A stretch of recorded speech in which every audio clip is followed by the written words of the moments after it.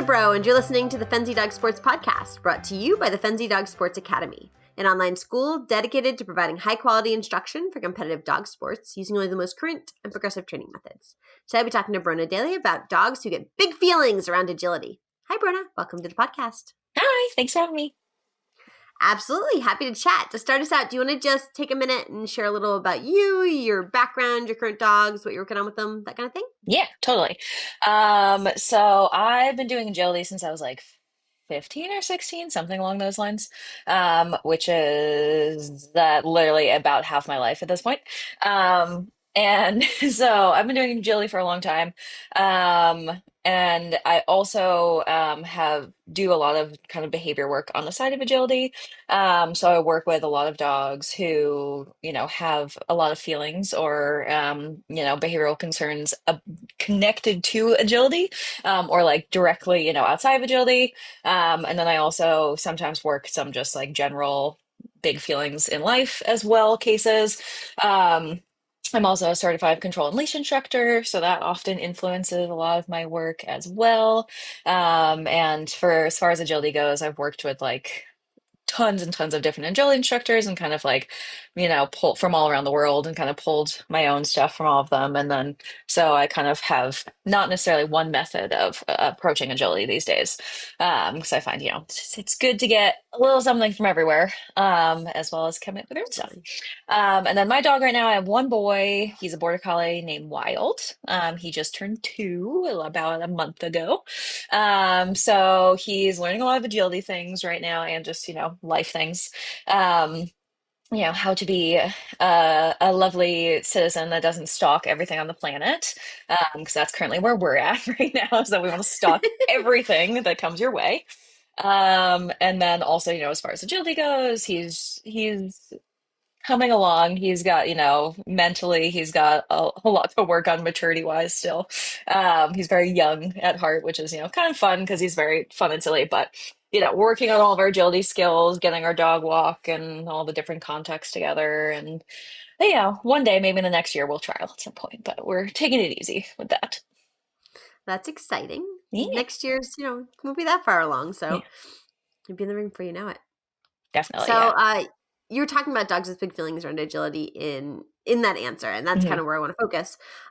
What when we say that, right? Like dogs with big feelings, like what are the types of big feelings that it's common to see around agility? Yeah, there's a lot because agility is very exciting. There's a lot of feelings that tend to come along with that. I would say like your more classic things that people probably think of are, like your barking, spinning, like jumping up and, grabbing on to arms or like clothes, or just kind of like, running without thinking, running really fast, not hearing cues, just like, oh, there's a tunnel, just zooming, the second they see something, they see a line, they go, they're not really connected. That's probably like more classically what you think of, but there's a lot of different ways. I'll also see dogs who just kind of like look like, lights on, no one's home, type of thing, where they're just like frozen. So they're like looking at you really intensely, but there's just not a lot of thought going on. You'll see dogs, who go running off sniffing, who, just opt out completely, kind of like, wander off. There'll be like, dogs who slow down, even dogs who like speed up sometimes, faster than they are being cued to do so can be another one. Dogs who go and visit people, that can be another one, or seeking out people in the environment, or just doing a lot of scanning of the environment as well. Um, Dogs who get stuck, on contacts, again, contacts or a start line, and then also just, dogs who all of a sudden like lose their fluency once they enter the ring. So lots of ways that those big feelings can show up. What impact do they tend to have on performance overall? Like what types of things would make you say that, when we're seeing those kind of behaviors, it's because a dog is having big feelings and not because of some other aspect of agility? Yeah, so I would say a lot of it is kind of what I mentioned, with fluency dropping. So I'd say that's a huge sign that where, you see your dog has, these lovely understanding of their verbal cues or, tends to follow handling really well. Um, or even say you're in training and your dog, has like really clear criteria. You've trained the criteria for XYZ really, really well. And you take your dog, into a class or into a trial or a seminar or whatever. And all of a sudden you're not seeing that level of fluency that you've seen elsewhere. Or potentially, they can get like a little overstimulated almost on course, I would say. So maybe things start out well, but then as your training session continues, or at a trial or whatnot, that fluency again starts to drop. So maybe like something that's not quite perfectly clear occurs, and then your dog, can no longer have the same brain state that you saw. They're not able to, hold the same level of training that you're holding. Like they can't, all of a sudden they're knocking bars when they were knocking bars before, or they're blowing their contact criteria, or they're like missing every other weave pull, things along those lines. So it tends to be, or, they're just not fully focused. Like maybe their brain is somewhere else is another one, definitely. But it Yeah. tends to be less like, um, if it's more of like, say you're like a training thing, that would be more like maybe, you only have trained the weave pulls with you on the left. And so then you go and like you're working with your dog on the right, and the dog's like, well, I don't know what that means. And that's more just like, your dog just doesn't know what that means, right? Which is fine. Then we just know, okay, we need to train the dog on the right. Or, maybe, we trained a tight turn verbal, but we had no motion involved in it. And then when you add motion from a tunnel, your dog's like, that is crazy hard. I cannot collect. There is no way I can collect. That would be different from having a dog where, you've proof that, they're coming flying out of a tunnel and you know that they can collect, and your dog is just like smashing that bar, or your dog is going long and not turning. And you're like, well, that's weird because I know, I proof that for my dog. My dog's able to do that skill. Something else is probably going on that's causing that. Um, I think a lot of times, probably for handlers, it's kind of hard to hear, hard to see some of that, right? So, how do you help handlers recognize their dog's issue isn't lack of training, but it's actually like they're having a difficult time processing the environment? Yeah. Yeah, that can definitely be a hard thing to see, particularly in agility. There's a lot going on in agility and agility training for, both the handler and the dog. And Mm-hmm. so there's a lot to focus on all the time. And it can be easy to miss things of like, oh, you say this dog is just has a really difficult time with repeating or something, or has a really, really low tolerance for frustration, or the dog is not able to like handle errors, like really, really cares about being correct, and has difficult time with errors. Those can be harder to spot because you're like, well, I told, my dog should be holding their contact criteria because I've trained it and they know how to train it. Mm-hmm. So it's definitely something that can be hard to catch for a lot of people. So usually I just kind of talk about it. It really depends because there's so many different ways that the feelings can be affecting what's going on. Yeah. Um, but we'll talk through. It'll be like, what does the training looked like for, say like the weave pulls, for instance. So say, what does the training looked like for this weave pull? Okay, so we've trained all of these entrances. The dog has like never had a problem with going straight through all of this. Now, for instance, I've like had this dog who's come to my one of my classes and cannot weave anymore. He like no longer is able to weave, and it's just Hmm. because the environment has just made it. He can't bring. He like his body's moving too fast for his brain to process. So his brain is like not really in the building anymore. And so it's not necessarily that he has trouble weaving. So we've discussed, we'll be like, well, and it's been very frustrating. It's very frustrating as a handler to come in. You're like, my dog has beautiful weave pulls. And they might, but their brain just isn't allowing that fluency to carry over into this environment. It's because, we're too excited. We just have too many feelings, like agility is too, too important right now. The brain just can't move as fast as the body wants to move right now. And so, it's talking about like, yes, you probably do have beautiful weave pulls, but the more important thing is how do we have beautiful weave pulls here? And the Mm-hmm. missing piece, is that brain and how to get the brain into that better brain space. So it's about being like, okay, yes, we probably do have, that skill or that level of fluency. But let's look at like what's different. So what's different between like, weaving at home or weaving in this like building where like no one's around, and then weaving in this place that's like really big and there's all these equipment and there's other dogs running. What changes and does the dog look different? Is the dog panting a lot more? Is the dog just randomly offering stuff and jumping around? Whereas home, they like just walk right next to you and like walk right up to training. Are they breaking their start line and just like rushing to do the task? Whereas at home, like, you can feed them. Are they not eating at all? Why are those happening? Probably we're not thinking as well. So it can take a lot of digging to kind of like figure out exactly what's going on, but that's kind of an example of how you might do that or how I do Yeah. that. I always think about like it just be so frustrating, especially if you know, feel like your dog loves agility at home or loves agility in your training facility, and then you go to a Yeah. seminar, you go to a trial, and it's like he doesn't look happy to be here. Like, what's Yeah. wrong? Like, Absolutely. And so it many can be feelings. Yeah. heartbreaking for a lot of people because, for dogs who just like run off and sniff at a trial or something, or who won't leave the start line, or, like start and can do four obstacles beautifully and then they run off and are just like opting out. That can definitely be heartbreaking because at home, people will see and have this like beautiful connection with their dogs. Not even just like, oh, my dog loves it. It's this lovely connection that you have with your dog Hmm. that you get to do this really cool thing where you get to speak a whole other language basically with your dog. um to like lose that when you go to a trial or go to a class or something can be, yeah, really hard to feel because you're like, what am I doing, or like, why is this occurring when it's not really anything that anybody's doing. It's just the dog's brain just isn't in that brain space. It's not necessarily that they don't like it. Sometimes it's that they really do like it. That's why it's hard, because it's so important to them. Yeah. Yeah. So, what leads some dogs to struggle with big feelings while other dogs just seem to not? They're just fine. Yeah. I would say I think there's definitely genetics at play. Absolutely. So I think the biggest thing is that it's about learning how to regulate within agility, which is really hard for a lot of dogs.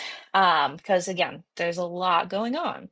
And we're asking our dogs to like think really hard and move quickly and do all these like very difficult behavior chains all in a row while also like paying attention to what we're doing. And we're like randomly asking them to do things on the fly that they have to react to. So it's really hard for a lot of dogs. There's a lot going on. And then, that's just not even the environmental factors that we bring in as well.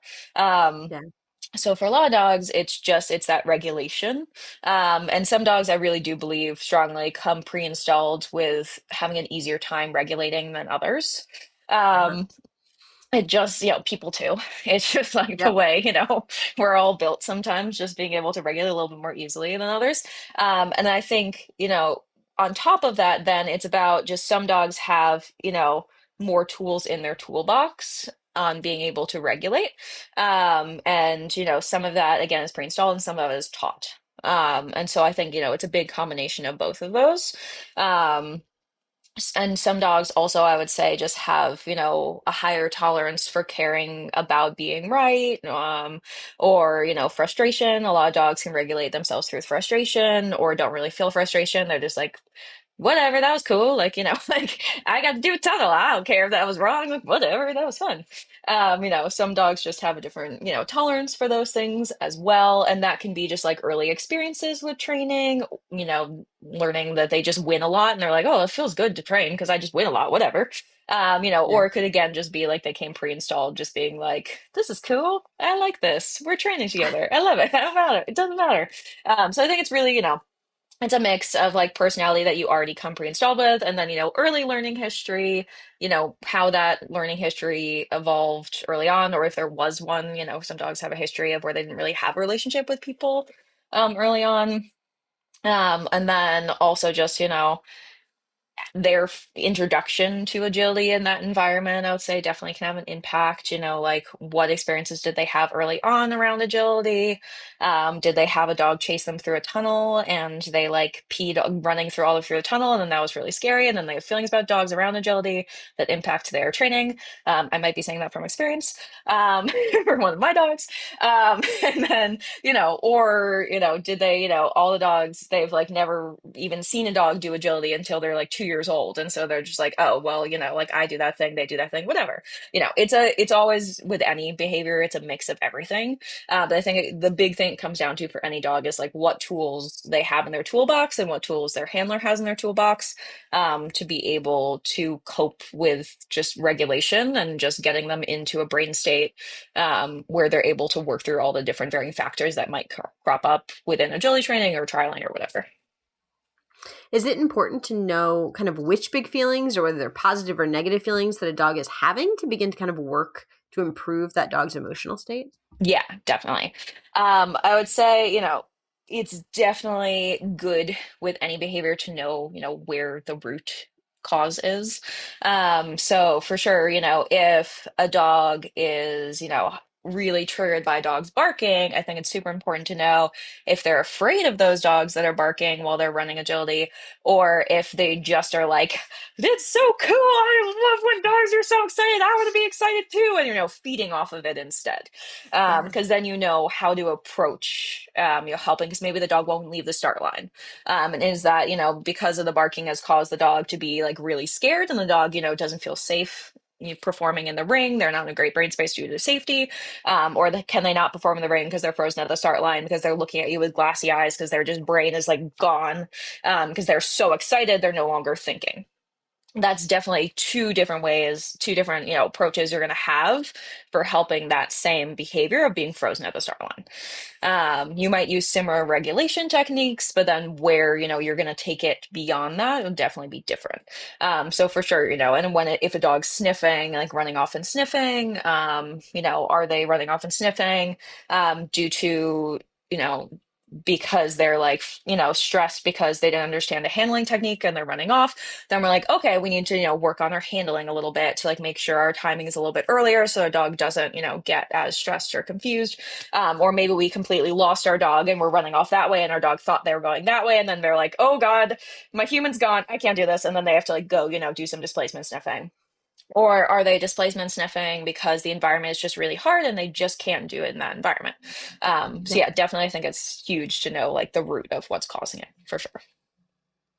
So you were talking in there a little bit about how kind of excitement and sometimes the good emotions, they just get too big. Mhm. How do you distinguish between, healthy excitement and arousal, kind of the positive feelings we want to see for agility or for really any sport, right? Yeah. And when it kind of becomes too much and is starting to actually interfere with their performance? Yeah.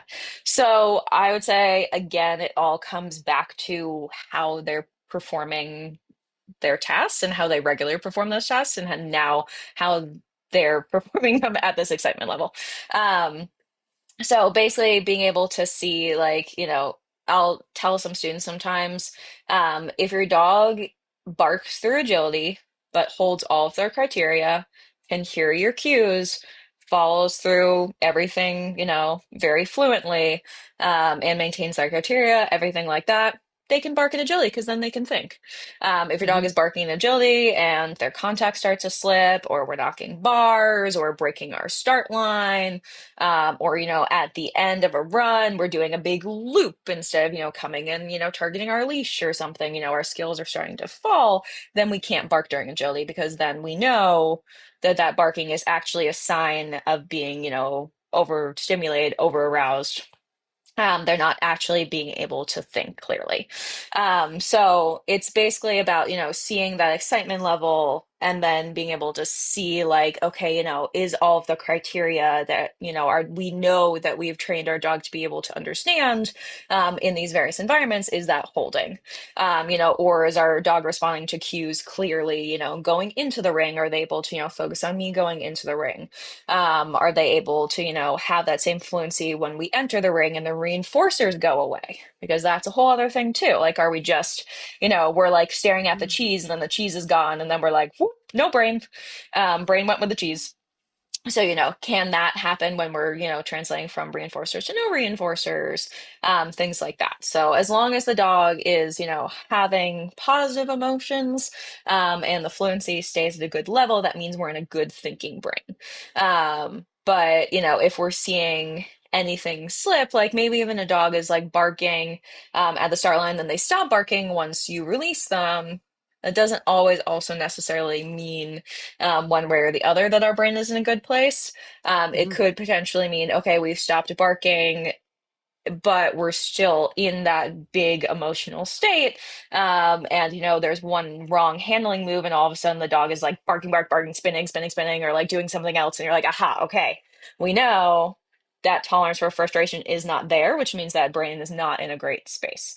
Or, maybe there's like a slightly late handling cue, and the dog is just kind of like, okay, I'm gonna keep going, and just kind of keeps going on the line you've cued them. Or like if they're a very nice dog who like, covers your butt, they might like look to you and be like, you sure? And then, or like even correct the line for you, whatever.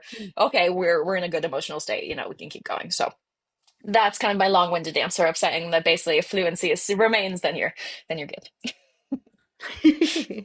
So for those dogs who are not good, what's the best approach to kind of helping them get to good, right? Do we teach them how to think through the big feelings? Do we work to reduce the feelings so they're not that big? Like from a big picture perspective here, what are we trying to do to make this better? Yeah, I would say it's always a combination of both things. So for some dogs, you cannot completely remove them from having those feelings. That maybe the second they see equipment or like a piece of equipment, those feelings start to come into play. Or Mhm. you have a toy in your hand and those feelings come into play. Or like the specific agility leash that you put on them, like the feelings come into play. Or, they're near a training space, whatever. You can't always necessarily remove those feelings fully out of a dog. Particularly when it comes to agility, because a lot of dogs just, find agility super fun, super important, and just, all those feelings. Yeah. So I would say it's a mix of both. So it's definitely teaching a dog how to think through those feelings and learn how to regulate when those feelings come up. Because if they're tending towards having a lot of feelings around agility, whether it's like, they're, going up or down with their feelings or somewhere in between, it's super important for them to learn how to regulate. Because if they're already tending towards that, that's not going to just magically go away. But we can teach them how to regulate through those feelings when something comes up. So regulating through frustration, so that can be a big one for dogs, or how to feel better about feeling like something hasn't gone perfectly. So failing well, essentially. Um, and teaching them, how to regulate around the environment, all of those kinds of things, and learn how to like get close to those feeling building, and then learn how to like, work through bringing them back down and keep that optimal brain state through those feelings. And then I think it's also then important to learn, how to also do certain aspects of agility or, set up training so that those feelings don't pop up at all as well. So I think it's a combination of like learning how to put agility into a structure that feels very clear and feels really good and really predictable for the brain as much as possible. And then, teaching agility to look like that so that feels better for those feelings building up. But then at the same Hmm. time, being like, we're going to be realistic. There's things that are going to cause feelings in the environment. Let's, teach the dog how to regulate and feel as good as possible. And then kind of bring those two things together to get kind of like the best brain state you can for agility. So what does that look like to actually work on that in practice? Like how do you actually begin teaching dogs those pieces? Yeah. Something I really like to do is teaching a reset. So, not necessarily like opting out fully, but something I really like to do is teaching like a reset station. So, within agility training, so I think that's where a lot of things start, is teaching where there's a way for if dogs learn that if they start to be having too many feelings, or even if there's like a mistake in training, like, oops, Hmm. there's a missed weave pole entry, whatever it is, there's a way to really easily reset that feels good to the dog and settles them and regulates them instead of building up potentially any other feelings going on. So I like to what I call like reset stations. So that's something I really like to teach for a dog. It can find it feels really good for dogs. When dogs learn reset stations enough, you'll see them start to be like, that felt weird, and like go to their reset station and be like, I need a break. And also something I find can feel really good for handlers too. Because say there's like an oopsies in training, they can cue their reset station, and then both dog and the handler get a moment to regulate and think. Hmm. And both kind of take a breath and then reapproach training together, both in a better mindset instead of having to feel like you have to like regulate, figure out what you're doing on the fly, or you have to like end the training session and then come back to it later. So that's a big one I like to teach a lot of teams. And then I like to do a lot of like arousal layering games. So just teaching like pretty easy patterns, and then layering agility into those and feelings into those, and also working on being, calm and still. By calm, I just mainly mean like still and thinking, and then getting excited, and then working how to regulate between those two factors, so that we're able to bring the feelings up, and then we're going to bring the feelings down, and just like think in a really easy way. Hmm. Those kinds of games I think are super important. And then also just creating a very clear training structure of like the training has started, so a dog is very aware when the training is starting, and then when the training session is done, so having a really clear structure for that as well, of like what it looks like when the training is started, and then what it looks like when the training is over. And the dog also is allowed to opt out and say the training's over before you might want the training to be over as well. So Uh-huh. then, giving them ability, I like to give them ability to be like, I need a break, versus like, I am done with this. Like, I cannot do this right now. So I think, obviously that concept in itself, dogs aren't going to think that through that, but they can start to figure out patterns of like, when we go here and we like work this pattern a little bit, then we go back into the thing. When I go to, this mat over here, that means we don't do it anymore. And they can start to figure out those patterns themselves, and, allowing them to have access to that all the time, and then also have the clarity between the two. Um, can also be really helpful. And that's something that you can then, once they learn that structure, you can bring that to a trial of like, this is what it looks like the same way when we're starting the game. This is what it looks like when the game is done. So, making a clear structure in training that you can then bring to trialing or to different environments can also be super duper helpful. Lots of different things. I think that's like a baseline of like basically how I would start doing it. There's a Yeah. lot of different ways that you can, lots of different factors that I would bring into that as well. But I would say that's kind of like the main thing. And then just, creating that predictable structure, like making agility feel as clear and predictable as possible, by making training be in as clear and predictable structures or loops as possible, so that, it's easy for dogs to feel good about the session, even if something like goes wrong. Because in agility, like it's hard to make everything perfect and errorless, because it's just really hard, pretty impossible. But if we just, put it in a loop where they understand, what's going to happen next as much as possible, that can help. Mm. What are, kind of those early signs for somebody who's maybe working on this, who knows that their dog can have big feelings, that their dog is starting to go that direction, right? That maybe it's time for that reset or that pause. Um, kind of, and does that look different maybe in training versus competition? What are we looking at when we're looking at the dog that says, maybe we need to stop for a second? Yeah, I think there's a lot of different things. So going back to just like fluency. Hmm. So latency basically is a big one. So for instance, my boy Wild, he has a lot of feelings about agility. He has a lot of tools in his toolbox, and he's pretty good at regulating them. But I also want to help him be successful. Yeah. And so I want to make sure he doesn't, practice running agility within that less than optimal brain state where he's just not really thinking as well. Mhm. Um, and so, like for him, for instance, I'll see I'll go to reward him at the end of something, and he'll grab the toy and then he'll let it go. And he'll want me just to throw him the toy, but he can't tug anymore. So his fluency for tugging dropped. So I Mhm. was like, oh, he still knows he was correct, and he's able to receive his reinforcer, but he can't grab it and tug it like he would otherwise. Or, Mhm. for instance, like I use a lot of dots in training, and I cue him to go to the dot, and he goes to the dot, and I reward him, and then he like takes the cookie and runs off instead of like staying at the dot. Um, Little things like that. Or, maybe he bypasses the dot, and then, or I throw a cookie, a big one for him, for instance, is I throw a reset cookie, and he like goes to eat it, and then he looks at me, he's like, I can't eat that. I'm like, okay.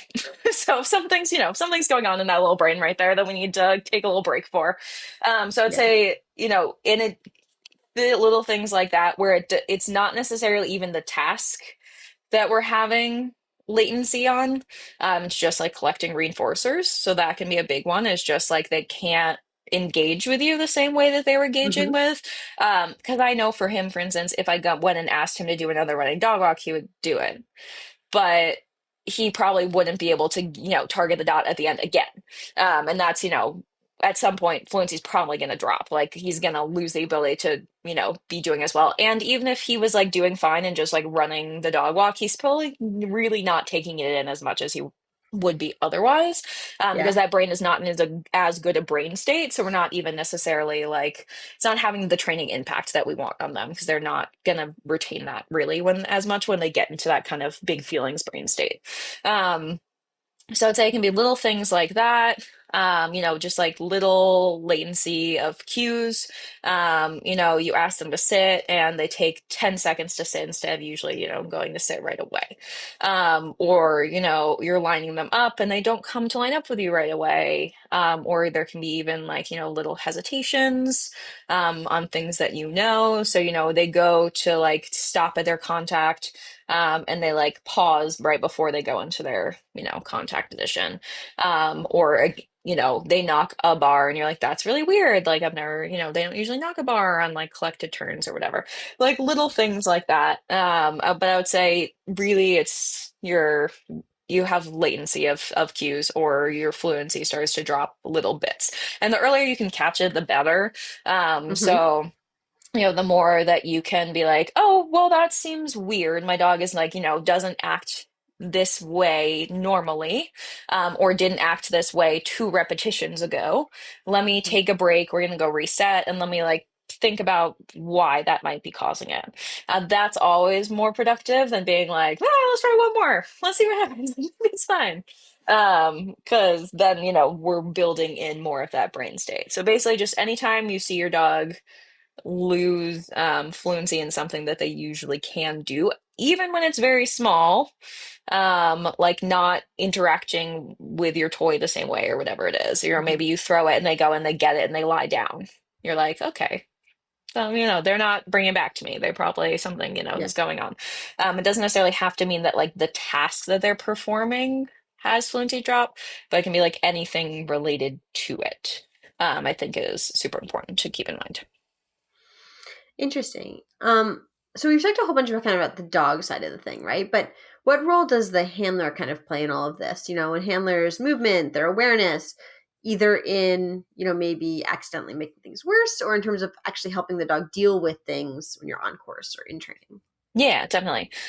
So the handler can for sure have a big impact, I would say, in a few different ways. One of them is just like your standard handling. And just like being connected to your dog, right? So Yeah. just if you're on course and, you're distracted by the environment because, you're also allowed to be distracted by the environment. You say, like you hear the dog bark or like you're like, oh, there's a judge there and you get distracted for a second, you look off and then your dog, you know, goes behind you because they thought you were doing a blind cross because you looked forwards or Yeah. whatever.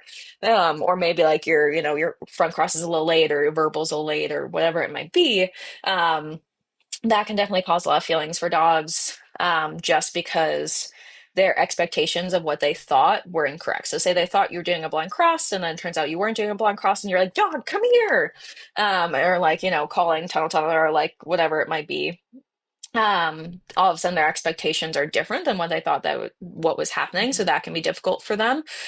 Or if you have to like call them off, like feel like you need to call them off of something, or if you have to like reset them in the middle of them thinking they're doing something. So say they're running and they're going towards the weep holes, then you have to call them back and reset them because you were actually sending them to the tunnel next to the weep holes, whatever it is.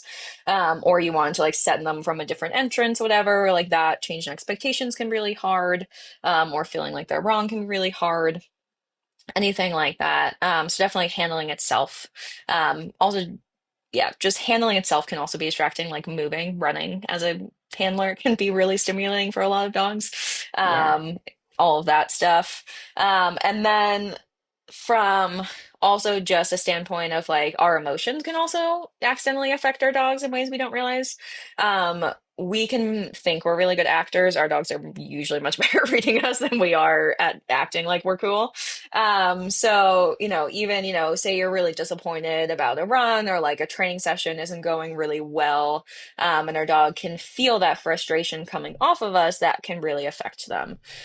So they can, feel more inclined to opt out, or they can get really frustrated because they feel your frustration. That can cause feelings to build too. Um, or they can just be kind of like, well, you're being weird, so I'm just gonna go over here. Like, nah, I don't know Yeah. about that. Like, I'm just gonna go this way. Even our intonation, I find happens a lot in agility, where handlers can be like, "Good job," but they're like saying in a way that's like, you feel there's a little tension there where they don't really mean it, but they're like, "You're doing so good. Come on, let's go," and like cheerleading almost, or just like being too emotive. And the dog's like, Hmm. this makes me feel strange. Like this feels wrong, and they can Yeah. like feel that added emotion in it, even though we think we're like being so positive and helpful and like cheering them on.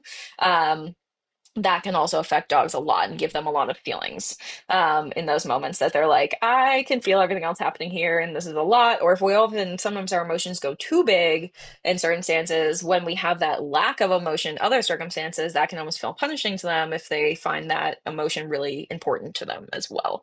Where they're like, whoa, you didn't cheer for me after I did this, I feel weird. They can have them make them have Yeah. feelings, particularly if they find agility important, or if they find like your relationship and being correct for you important, or anything like that. Um, Anything along those lines. And then also just, being aware of environmental stuff and aware, how the environment is helping our dogs too as a handler. I think that's super important. And just understanding, like, the dogs around. There's a lot of really excitable dogs in that environment that can be really hard for a lot of dogs who are like staring at them or tugging or barking or, also running agility and excited. Or, people who are also having emotions that can be difficult for dogs too. So I think also just being kind of aware of that environment and how that's affecting our dogs. And like, if there's the option of like not having your dog in a building and your dog is really stimulated by the constant barking and running and all those signs, and being, aware as a handler to be like, that's going to be too hard for my dog. My dog's never going to rest. They're never going to get out of being not the best brain state. I need to, remove them from this environment, or like not take them to this class or not take them to this trail, because this isn't a place where they're set up for success. I think is also an important piece. Yeah. You started off, you talked a little bit earlier about connection and the idea of being connected with your dog on course. So I just want to go back to that for a second. Mhm. What does it mean when we say, staying connected with your dog on course? How does that feel? What does it look like? What are we talking about? Yeah, so I think um, it can be kind of interpreted a couple of different ways, I would say.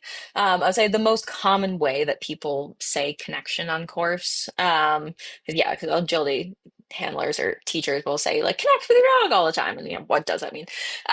Is being able to, be aware of where your dog is looking and where your dog is on course at all times. So it doesn't necessarily like mean like staring at your dog, but having, some amount of awareness. So like, having your head turned towards your dog or whatever, and allowing them to know, where your eyes are at all times, so that you can then be doing the handling for them.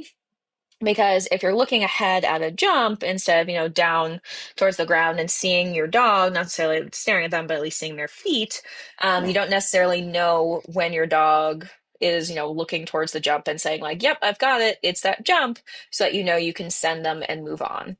Or you can like cue a blind cross or front cross, whatever it is. So if you're just kind of staring at the jump, you don't know those things. And so you don't end up handling for your dog. You more just kind of like handle for the picture you have in your mind of like, I'm going to do a front cross on this jump. And so that doesn't mean our dog is necessarily ready for that front cross, or, needs a certain time. So, or dog already, committed to the jump, like, 7 strides back, and they needed to know, then when Yeah. it was. So being able to connect it to them is basically being able to know where they are in space, and then what they're looking at, and what they're thinking they're going to be doing next, essentially.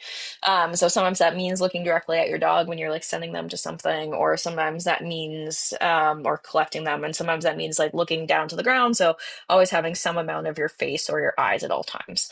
I think is a big part of being connected.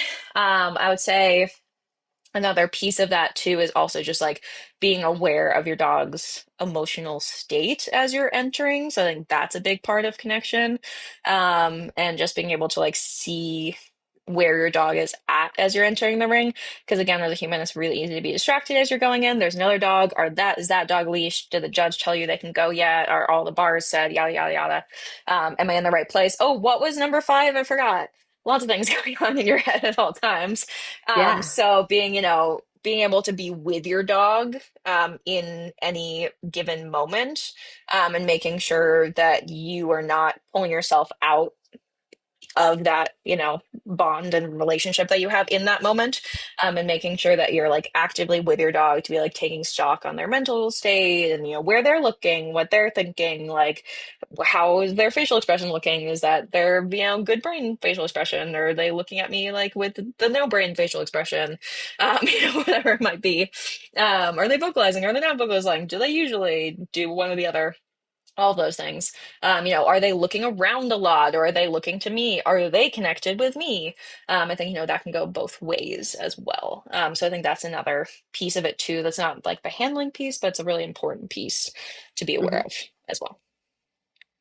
Is it possible to take a dog who maybe has already developed some pretty big feelings around agility and really work through them, and in the end up with kind of that connection and a dog who's successful and really a thinking agility dog? Yes, absolutely, for sure. Um, I would say a big piece of it, which is not a piece we all love to do, is to take a dog out of the current places that are causing those problems, though, which Yeah. can be a hard ask sometimes, particularly because like you sign up for Yeah. agility trials like 2 months in advance or more, whatever, and you're like, oh, but I got into that trial in like 3 months that I really want to go to. It Hmm. can be really hard asked to be like, I don't know if we should be going to that class. And if we are going to that class, maybe we shouldn't be running the course. Maybe we're talking to that instructor and being like, hey, can we practice, this training loop, or can we work on this pattern, or can we work on just entering the ring? Whatever it might be, just existing in the environment, instead of actually doing, this thing that you're teaching? Or is there a way that like you can help me like take advantage of this class without, necessarily going in and just rehearsing that same just catapult into big feelings that we're doing every single time. So, for instance, I have one dog in a in-person class with me, and he just gets a lot of feelings and then just like wants to run around, just sniff the perimeter the whole time. Hmm. And so what we've done is there's like a little tiny space that's a practice jump space. And we're only working skills in that space so that it's really easy for him. There's not this like whole giant field where he feels like there's like way too much going on. He's like a little bit more removed from everything going on. And he has less ability to do, because he'll go like just run like a dog walk because it feels good. He has less ability to practice those displacement behaviors that he's been rehearsing all the time. And now, he's able to actually listen. He's like, oh, he's kind of like getting more into it. He's able to take his reinforcement, which he wasn't able to before. He's Yeah. able to like work little skills within this small space because it's just an easier ask, and it's easier to build up those skills from there. So there's a way to use the things you're already doing, but in a way that's more productive for you. So I think that's a super important piece of the puzzle, is and if we go into trials and we're just scanning the environment the entire time, or we're really stimulated by that environment, and we can't run it all, or we can't sit, or we can't leave the start line, or we're barking too much, or we get frustrated and start knocking bars or running by things, whatever's happening. If we keep rehearsing that, then the dog's brain is just rehearsing jumping into that space easier and easier, where and not regulating and just getting kind of like stuck in that brain space we'd rather they not be in. So it's really important to get them out of those areas that they're just rehearsing the brain getting into that brain space easily, and just kind of like really learning regulation, and then like easing a dog back into those environments and building better brain state and having more tools to be able to stay within that brain state, I think are all really, really important in order to get to that place. So yes, definitely possible. It just, you have to adjust some things that are probably currently going on in order to do so. Yeah. So we're talking about this because you're offering a new class, right? So big feelings, building the ideal brain state for agility at FDSA in June. Mhm. Can you talk a little more about the class, what you're going to cover, who might want to sign up, some of that stuff? Yes, for sure. So I would say it's both good for dogs who are already have a lot of feelings around agility. And again, this a lot of times when we think about feelings around agility, it's just the like, barking, spinning, like grabbing, like, more Mhm. obvious. I don't know how to say it necessarily. But also these are dogs this will be appropriate for dogs who like also like shut down more, like run off sniffing, or just like opt out of training, or all of those kinds of things. And at the same time, it's also applicable to dogs who don't have these feelings yet, and you would rather they never develop these feelings.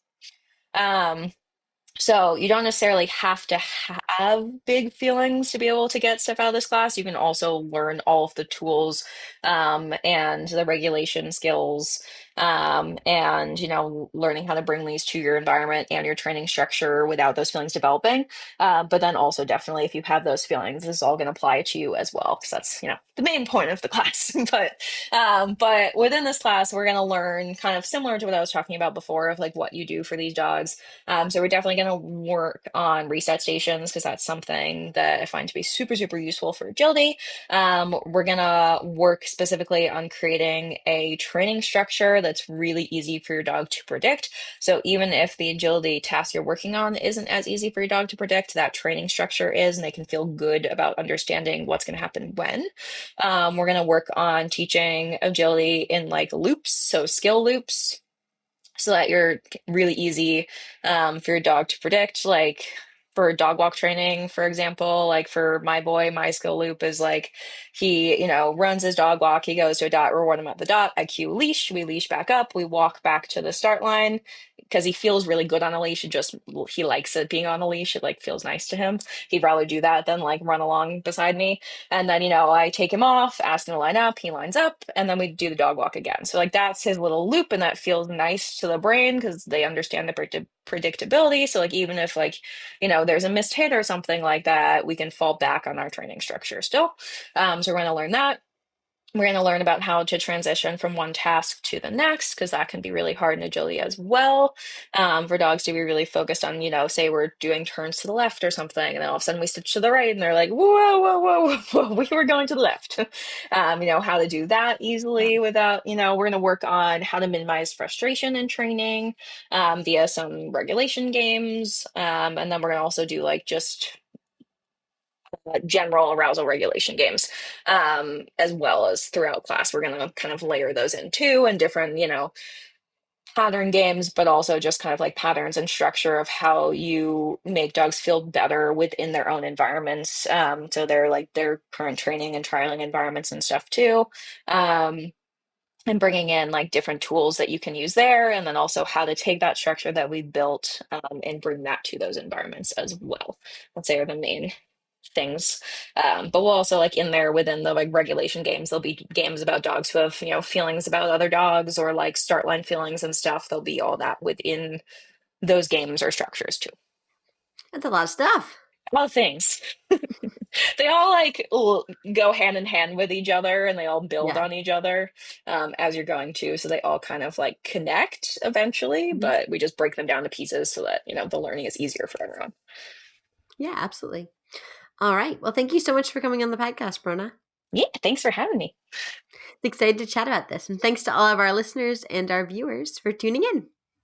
We'll be back next week, this time with Julie Flannery to talk about what it takes to really finish training a behavior and whether that's even really a thing that's possible.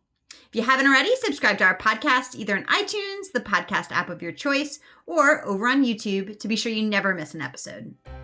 Today's show is brought to you by the Fenzi Dog Sports Academy. Special thanks to Denise Fenzi for supporting this podcast. Music provided royalty-free by bensound.com. The track featured here is called Buddy. Audio and video editing by Chris Lang. Thanks again for tuning in, and happy training!